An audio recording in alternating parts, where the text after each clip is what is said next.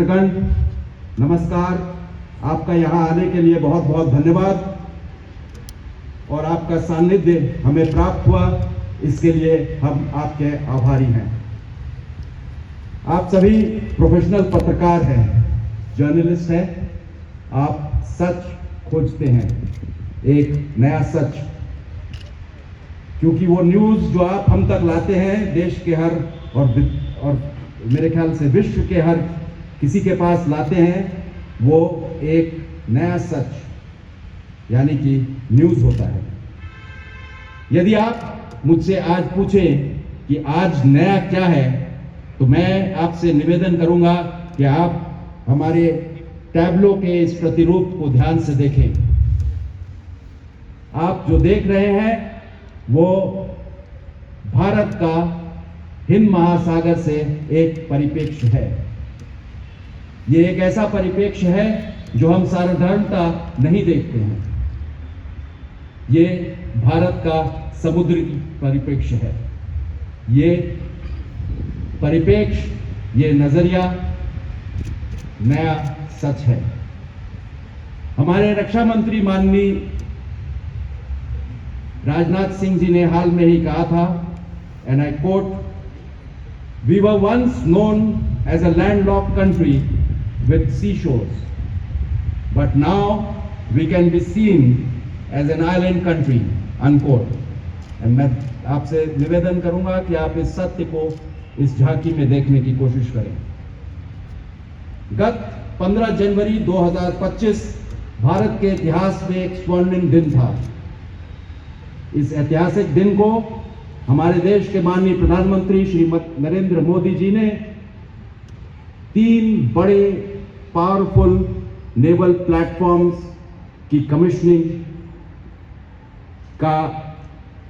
Commission होने के सम्मान प्राप्त दिया था हमें।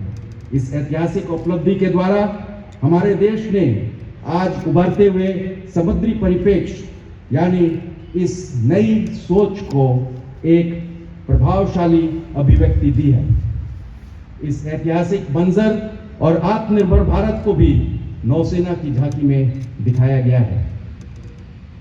आज हमारा देश जब विकास के पथ पर विकसित भारत की तरफ अग्रसर है, हमें 2 चीजों की आवश्यकता होगी, एक आर्थिक समृद्धि और दूसरी सुरक्षा। एक शक्तिशाली और आत्मनिर्भर भारतीय नौसेना इन दोनों ही आवश्यकताओं की पूरक है। एक तरफ नौसेना की ताकत एक स्रोत बनकर भारत को समुद्री शक्ति और समुद्री सुरक्षा प्रदान करती है, वहीं दूसरी तरफ आत्मनिर्भर भारतीय नौसेना भारत की आर्थिक समृद्धि में एक महत्वपूर्ण योगदान कर रही है।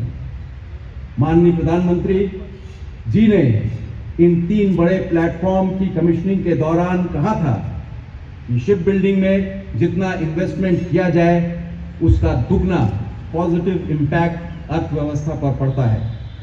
जब हम शिप बिल्डिंग में 1 रुपया लगाते हैं तो उसका 1 रुपये 82 पैसे का सर्कुलेशन अर्थव्यवस्था में होता है। यानी कि आज नौसेना के जो 63 युद्धपोत भारत के विभिन्न शिपयार्डों में बनाए जा रहे हैं, उन पे खर्च किए गए 1,500 करोड़ रुपयों का संचार भारत की अर्थव्यवस्था में 3,000 करोड़ रुपयों के रूप में होगा। यदि हम रोजगार की बातें करें तो शिप बिल्डिंग इंडस्ट्री, ये माना जाता है कि उसमें इन्वेस्टमेंट डिविडेंड 6 गुना होता है। यानी कि यदि हम एक शिपयार्ड में 2,000 लोगों को रोजगार देते हैं, एक शिप को बनाने के लिए 6,000 लोगों को रोजगार मिलता है एमएसएमईज में, छोटी इंडस्ट्रीज में। ये एक बड़ा लाभांश है।